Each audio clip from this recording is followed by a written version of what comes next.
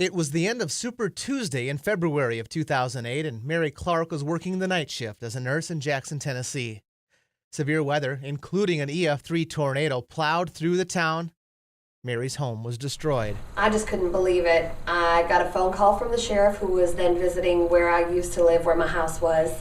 And he asked my neighbors who I was, where I worked. They tracked me down, and I ended up going back there to find that everything was gone. With her house destroyed, she didn't know what to do. Well, I had insurance, but it was barely enough to give back what I owed to the bank. She did have the option of rebuilding or buying a new home in Tennessee, but Mary had had enough. We see so many tornadoes in Tennessee, like the big ones, that are all over the news.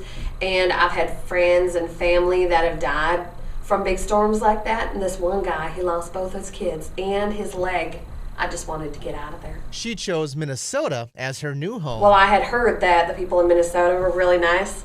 And actually, one of the women that I went to college with was from Minnesota. So I really wanted to go check it out. So the American Red Cross got Mary in touch with Minnesota Open Arms, who took care of her from there. Those people were so nice there. They helped me find an apartment here in Minnesota, so I felt very secure from the get-go.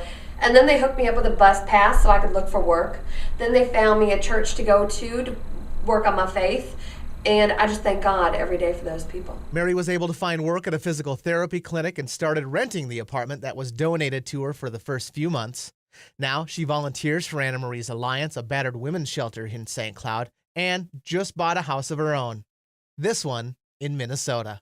I love my new life up here in Minnesota. I mean, they were really right about it. Minnesota nice. It was awesome. So I couldn't really have made the move from Tennessee to Minnesota without the amazing people there over at MOA.